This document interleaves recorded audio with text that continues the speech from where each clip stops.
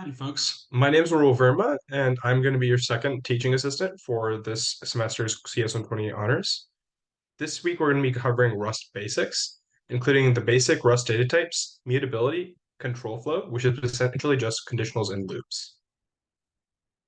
So let's start by talking about what data types are. So if you're familiar with programming, you'll know generally what data types are. Data types are the method by which we tell the compiler what type of data it's looking at. And these are generally built into the compiler, so users can access them using certain keywords. And if you've done programming before, whether that be in C++ or Java, you'll be familiar with the types of data types, scalar and compound. Scalar just means that they're immutable, they only hold a singular piece of data, and compound means they can hold multiple pieces of data at once. And the scalar ones would be the common ones that we hear of, integers, floating points, booleans, and characters.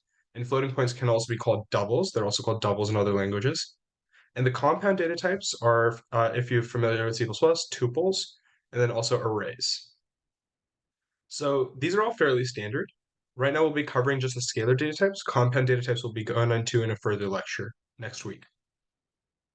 So let's start by talking about numbers in Rust. So that would be specifically our integers and our floating points of our data types. Now there are two ways of expressing numbers. That is to say decimals and non-decimals. Decimals are what we call floating point numbers, and floating point numbers are always expressed with a single decimal precision in programming. So that means that the first decimal will always be accurate and the decimal after cannot be guaranteed. And integer numbers will always be treated as integers, whole numbers. And integers will always round down. They always truncate. So that is to say, if you try to express 16.8 as an integer, you'll just get 16 because it'll round down. The default integer size is 32 bits, or I32. And you can, of course, change that because in Rust, unlike in other programming languages, we don't have the keyword int to express integer. Integers don't have fixed size. In other programming languages, int just means I32 by default. However, in Rust, because Rust is very memory conscious, Rust has custom size declarations. So you would declare the amount of memory you want to allocate. In this case, we don't have an int keyword. We have I32 or I8 or I16. And this allows you to be very conscious of the amount of memory you're using because you know exactly what you're allocating it for. And so Rust gives that kind of control to the user and makes sure that the developer is completely conscious of how much memory they're using and allows them to be as memory efficient as possible.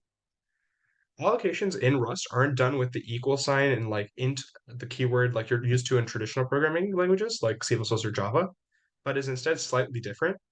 You use the keyword let in order to allocate memory. So it's always let, then name of variable, then colon, and then the data type. In this case, that would be I32. So assigned int 32 bits. And then we say that that value of x is equal to 5. So this is what we call an explicit type annotation. And it's using the keyword let, but let is a requirement for explicit or implicit type annotations.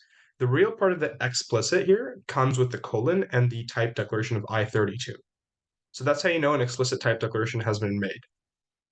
Now, it is also correct to omit the colon and the I32 because Rust also has something called implicit type declarations. And that is when the compiler looks at the variable you're assigning and automatically assigns a corresponding amount of memory to it based off of what that data type should be. So in this case, it'll look at that 5 and it'll say, okay, this is probably an integer. And the default integer size is 32, so I'll just allocate 32. So if you want to be more memory efficient, you always use explicit type annotations because you can control exactly how much memory you're using. Rust, if you do implicit type annotations, will automatically allocate the general or default memory size. So that's an important thing to know.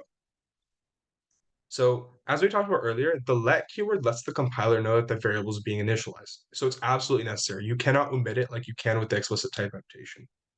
And the explicit type annotation is important because it tells the compiler exactly how much space and memory it has to allocate.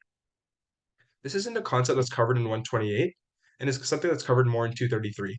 We'll go over it in brief detail right now to let you understand. The way memory works in a compiler is all memory is made up of bits and bytes. One byte is 8 bits. And so when you're allocating an integer, you're allocating 8 bits. So that means you can express any number from the range of -2 to raise to the power 7 to the power 7 minus 1. In this case, the I8 that we talked about would have a range of -128 to 127.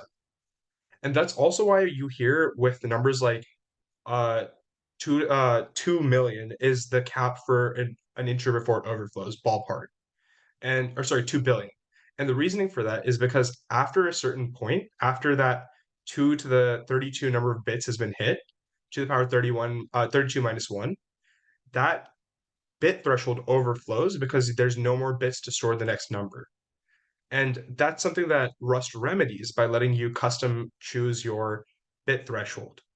And unsigned ints, for example, cannot be negative. So instead of having the range go from negative 128 to 127, the range would go from 0 to 255. It's the same amount of numbers, just the range starts at 0. So that's kind of how memory works and why Rust allows you to custom allocate the amount of memory to an integer. And hopefully that gives you some more understanding. And I know I wasn't fully clear on the details of this, so if you have further questions on this, feel free to reach out over Discord and we'll go over in more detail there. But for the focus of this lecture, we'll move on. Now let's talk about floating points. So floating points are your decimal numbers. So there are two types of floating point numbers generally. The first is an F32, which is your single decimal value precision, and that's your default value. If you use an implicit type annotation, you will get a floating point of 32 decimals, of 32-bit decimals. And if you want a double decimal precision, or an F64, use F64. So fundamentally, floats work just like ints do. All that changes is the number of bits allocated, so the default bits is more, and floats allow you to have more decimal precision. So of course, they allow you to store decimals, and an F64 allows you to store more decimal points. And of course, you still have to declare your floats with let. I cannot express how important it is that you declare all of your variables with let. It is not possible to do so otherwise, and you will get bugs. So now let's talk about mathematical operations. Rust supports every single type of mathematical operation, be that addition, subtraction, multiplication, division, and modulo, or remainder. So Rust automatically assigns types to variables whose type is not specified. So you can do things like let sum equals 5 plus 10. You can do an initialization where the other side is an operation. That is acceptable to Rust. And the reason for this is that what Rust does is it assigns a type to this with an implicit declaration, and assigns a type to this number with an implicit declaration. It then evaluates this expression and assigns a type to that output. And generally, that type is dependent on the type of these two variables that are being used for the calculation of the expression. If both of these numbers are floats, then the result will also be considered a float. And if the calculation was done between two integers, the result will also be an integer. Rust doesn't support operations between floats and ints, so you have to typecast. So if I want to do 56.7 divided by 32 instead of 32.2, I'd get an error because this doesn't work because of how Rust treats floats and ints differently. So you have to either typecast this to an integer and risk losing that 0.7 precision, or you have to typecast this 32 into a 32.0. Now, one thing to note is, for example, this let floor equal 2 divided by 3. You'll notice that we've commented it as results in 0, and this is just to remind you that 2 divided by 3 is generally 0.66666 bar. So repeating, basically. But this results in a 0 because the output is an integer, because both of the values used in the operation, 2 and 3, are integers. So the result will also be an integer. And remember we said when we have an integer, we always truncate the decimal values. We just remove them and act like they don't exist. So everything after the 0 point is just removed, and we get left with the thing before the decimal point, which is just 0. So 2 divided by 3 is just 0. Now let's talk about characters and strings. So Rust has an inbuilt type for both characters and strings. String declaration and usage are generally more complex than the topics of this video, because Rust has two types of strings. It has the default built-in string, and it has a macro for string that has been built on by developers who have worked on Rust. Generally, we will be using the macro more in this class, but we also use the base type of Rust string. But these are both topics that come once you understand memory a bit better in Rust, so we'll come to them a bit later. Right now, let's purely talk about characters, or chars. And you can understand strings through understanding characters to some respects. Characters are the primary way we store alphabetical pieces of data. They're represented with the keyword char, and they're declared using a pair of single quotes, as opposed to double quotes for strings. So Rust isn't like Python where you can use double quotes for chars. So be careful that when you're using double quotes, you understand that you're implicitly declaring a string, not a character. And single quotes are the only way to declare characters. Rust is a far more diverse and powerful character type than other languages. Characters in other languages are 1 byte or 8 bits, which allows them to fit just every ASCII character. But in Rust, we have 4 bytes or 32 bits for our characters. This allows us to store a lot more non-ASCII characters and essentially Unicode characters. And you can see that we have like the Z here, which is our default alphabetical type, a capital Z, which is non-standard because this capital Z is in a different uh, writing style. I'm sorry, I'm forgetting the name for it. A different font, yes. So you can see because it's a different font, it's a non-standard non-ASCII type, but we can still declare it with an explicit type annotation. And now we've also created an emoji because we can also do emojis on Japanese characters because they're Unicode characters. And we don't have to do an explicit type declaration for that either. We can just use a let. So just understand that in Rust, characters are a lot stronger and more specialized as compared to other languages. Now let's talk about Booleans. So Booleans are your true and false data type. So we saw integers let you store integers, obviously like numbers. Characters let you store characters. Booleans let you store true and false. They're essentially a 1 and 0, the binary of programming. They're 1 byte in size, but in reality, the only thing that's being stored in the byte is the first bit. And that first bit is being flipped from a 1 to a 0. So the way you can understand it is in memory, these 8 bytes are just 8 different zeros and ones, if you've ever had experience with binary numbers. So this byte is just represented as a ton of zeros. So if it's all zeros, then we have our Boolean equal to false. And if we say our Boolean is equal to true, then that last bit of our 8 bits in our byte, that becomes a 1. Sorry, maybe I wasn't fully clear. I might have confused the words byte and bit when I was talking. Let me rephrase it. For our Booleans, if this 1 byte is just 8 bits, which are just 8 zeros and ones, all put together in a row. That last bit is the only bit that the Boolean really looks at. If that bit is a 0, then it's false. And if that bit is a 1, then it's true. So that's how Booleans are stored. So you can imagine this, let f equals false, to just be 0, 0, 0, 0, which is just 4 zeros, then 0, 0, 0, 0. So 4 more zeros. Just 8 zeros in a row. And this true, t, would be 0, 0, 0, 0, 0, 0, 0, 1. So there's a singular 1 at the end of my list of 7 zeros, and then 1, 1. And that's our true. And I know this was super convoluted, and this was in much more depth than you actually need to understand. In reality, the only takeaway you need to have from this is that you use let to declare them. You can use the colon and bool to indicate that you're declaring a bool, and you can store true and false. Next, let's talk about mutability. So mutability is the key concept of Rust that makes it very different from other programming languages. If we take away everything from this lecture, the only really important thing to understand is how mutability works in Rust, because mutability is inherently what sets Rust apart. Rust tries to protect its data at compile time to make sure that its data cannot be unintentionally edited by someone with accident. And what I mean by this is, say you have two people accessing some data. Let's say what the first person is trying to write to that piece of data. He's trying to change my F64 here from 5.2 to 7.3. And my second person is trying to read X at the time of. So the question becomes, say the second person really needs this value of 5.2. But if I come first and I change the value, then that value has been edited, and the second person will read the wrong value. He'll read my value instead of the original stored 5.2. So this is what we call a reader-writer problem, where there are two people accessing the piece of data, one reader and one writer, and the reader is trying to read while the writer is trying to write, causing a conflict of interest. So Rust kind of stops this by having mute as a keyword, mutability. And what this indicates is if you don't have this keyword, this piece of data cannot be edited by anyone. Once I've declared it as let x equals 5.2 without the mute keyword, I can never change it. This x equals 6.7 would cause an error because this is not immutable. And and any amount of people can read that piece of data at the same time, but no one can edit it. So by default, when you do these declarations that we were looking at, these were all immutable. Let t equals true, let f equals false, let z equals c. These are all making an immutable data type. I could not edit them in the future. And it's bound to that value forever. And if I want to make it changeable, I have to use the keyword mute, which means only one person can edit it at a time and no one can read it while it's being edited.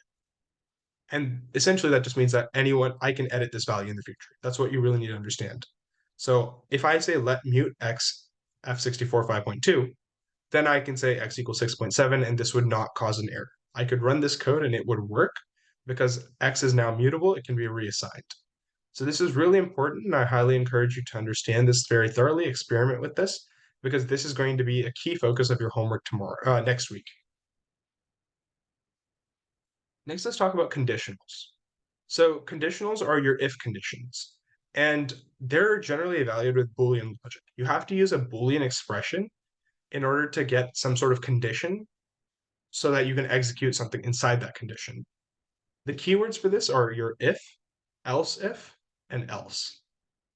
All the contents of your condition must be within your curly braces, as you can see below. These are all valid conditions.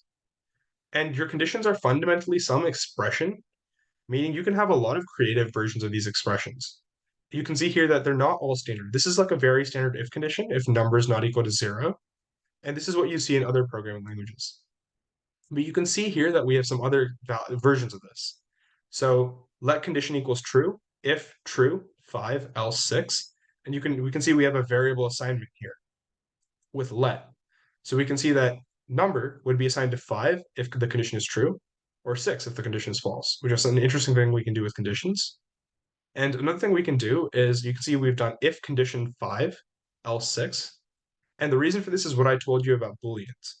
Booleans fundamentally only really check your last bit, and they basically see if all the bits are 0 or if that's not true. So if all the bits are 0, then it's a false condition. So we can see, well, okay, well, I realize that like this is not actually that. I confuse myself a little bit, but you can also do like if 5, then you can do 5 else 6. And all that would really do is because 5 is treated like a Boolean, you can check to see if that last bit would be a 1, and it would be considered true. But here in this case, what's actually happening is you can see we have if true, then let number equal 5, else we set number equal to 6. So we've had a variable assignment of number to either a 5, which is an integer, or 6, which is a string. And we can do this because of how implicit declarations work. The condition is evaluated, then we decide what goes into this assignment, and then number is assigned to that value. So that implicit declaration, the implicit type assignment, comes after we set the value to go into that place. So you can do some really creative things with if conditions. Next, let's talk about loops. There are 3 different ways to implement loops. That is to say, you can use the loop statement, which is just to loop indefinitely until a break statement is reached. We typically won't be covering that in this class because loop statements generally don't work that well, and in programming, they aren't considered best practice, especially for algorithmic programming, like we'll be covering in this class. But there are use cases for them. And that's specifically in the case of, I wasn't going to mention this, but now that it's brought up, I probably will. Loop is generally used for things like a graphical window, where you want to display something until the user prints an exit value. So that's one condition where one case where you'd be using a loop. So loops have their uses in programming, but for the cases of this class, we won't be covering loops that much. The next way to implement a loop is to use a while, which means a loop until some sort of condition is met. They're very similar to the loop keyword, but they're fundamentally different in the sense that you don't use a break statement explicitly, and you will automatically break. So we can see we've done like a while number not equal to 0, print, and then decrement. So with while, you do have to do this decrement because unlike for loops, there's no automatic iteration. You have to set that iteration yourself. So if we got rid of this number minus equals 1, we'd be stuck in this while loop forever. And that's something to be cautious and very careful of because that can cause some problems in your code. The next thing to know is your for loops. The for loops is used to loop through a set number of iterations. So you can see here we have for I in and then parentheses 1 dot dot 4. which just means if we were doing Python, it would be for I in range 1, comma 4. Or if we were doing C++, it would be for int I equals 0, I less than 4, I plus plus. It's just a way to iterate through a number of elements. So in this case, we're iterating through 1 to 4. You can also do enhanced for loops, which allows you to iterate through elements of an array or elements like characters in a string. And the way to do that is to use the keyword in. Of course, even in our just range iteration, we also use the keyword in. So, but we can also do this for element in A, and this will just iterate through 10, 20, 30, 40, and 50, because it's going for each element in my array A. Of course, I highly encourage you to take these examples that we've written here, to type them into your own compiler, and to try running them to see and play around with them to get a better understanding of how loops work and how everything I've covered really fundamentally works. So that's mostly everything for today's lecture. Just some quick reminders. We have some Rust extra practice and Prairie Learn. If you want to go over the textbook of Rust, which is what we use to create our lectures and what we use to create our slides, you can go to the rustlang.org website. I can show you right here. It's this website right here. They have a very thorough website on that covers all of the topics that we were going to cover. So data types, functions, comments, control flow. You can see all the things we're going to cover now and in future lectures. So it's a good way to get ahead or to get into more in-depth examples of what we were talking about. Homework 1 will be released next week along with our lecture 3, and the add drop deadline for this class is tomorrow. So yeah, best of luck, and I'll talk to you guys soon.